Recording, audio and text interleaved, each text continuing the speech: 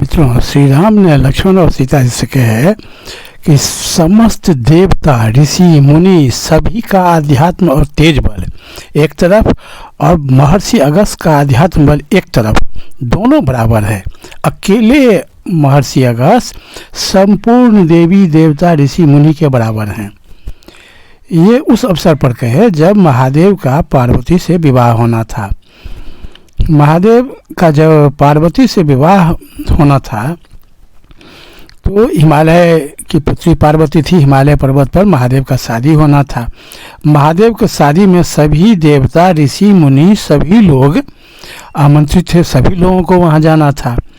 तो महादेव ने अपने परम भक्त शिष्य अगस्त को बुलाए और अगस्त जी से महादेव ने कहे कि हे अगस्त, हमारा शादी होने जा रहा है, इसमें सभी देवता, ऋषि, मुनि यहाँ पर आवेंगे, तो संपूर्ण देवलोक और ऋषि मुनि का भार एक जगह पृथ्वी पर पड़ेगा तो पृथ्वी का संतुलन बिगड़ जाएगी।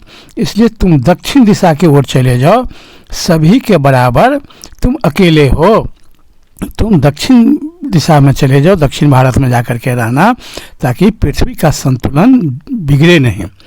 तो महादेव के आदेश के अनुसार भगवान अगस्त दक्षिण भारत चले गए और उस दिन से फिर दक्षिण भारत में ही रहने लगे। अब महादेव ही कहे थे कि दक्षिण भारत को जरा तुम ठीक ठाक करना, तो अगस्त ये भी करने लगे।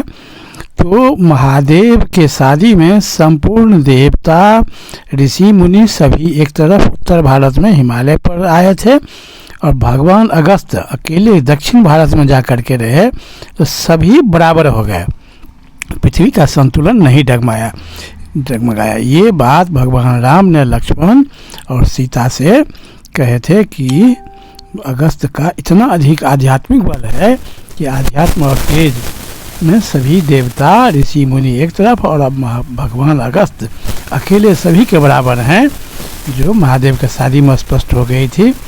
इतना ही नहीं, महर्षि अगस्त दक्षिण भारत में जब जाकर के रहने लगे तो वहाँ तमिल व्याकरण को उन्होंने लिपिबद्ध किया और तमिल भाषा को संसार का सबसे श्रेष्ठ भाषा का दर्जा दिलाया। तमिल भाषा संसार का सबसे समृद्ध भाषा है, ये भी भगवान अगस्त का ही देन है। दूसरी बात कि दक्षिण भारत में गंगा या इस सब तरह का कोई और नदी नहीं था, तो इसलिए वहाँ उधर की ज़मीन बहुत उपजाऊ नहीं थी।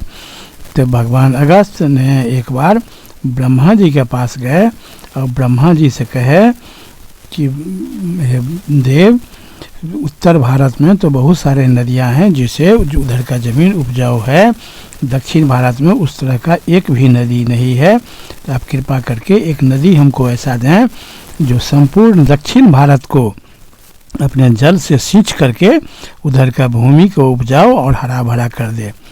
तो ब्रह्मा जी भी इस बात से बहुत प्रसन्न हुए और उन्होंने कावेरी को बुलाया और कावेरी को ब्रह्मा जी ने आदेश दिए कि तुम भगवान अगस्त के साथ चले जाओ और दक्षिण भारत में तुम उधर के भूमि को उपजाओ और हरा भरा कर देना। तो भगवान अगस्त ने कावेरी नदी को अपने कमंडल में धारण कर लिए और कमंडल में धारण ला करके दक्षिण भारत में आकर के कावेरी को रख दिए।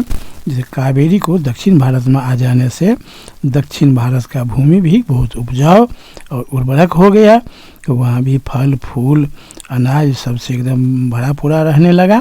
तो दक्षिण भारत का उपजाऊ भूमि बनाने वाले भी भगवान अगस्त ही हैं और दक्षिण भारत में सबसे श्रेष्ठ तमिल भाषा के आविष्कारक और दाता भगवान अगस्त ही हैं। तो इस तरह से भगवान अगस्त की बहुत बहुत महिमा है। भगवान अगस्त महादेव के शिष्य थे और वे बहुत ही प्रभावशाली शक्तिशाली ऋषि थे। उनके लिए इस सृष्टि का कुछ भी दुर्लभ नहीं था। तो इसलिए प्रभु श्री राम अपने भाई लक्ष्मण और सीता जी के साथ अगस्त ऋषि से मिलने के लिए गए और अगस्त ऋषि से मिलने के बाद फिर आगे की कहानी पुनः हम सुनाएंगे। तब तक भगवान अगस्त और राम अब जा रहे हैं अगस्त ऋषि के आश्रम में और पहुँचेंगे और उसके बाद वहाँ की कहानी हम आगे के वीडियो में पुनः सुनाएंगे। तब तक बहुत बहुत धन्यवाद। जय श्री राम।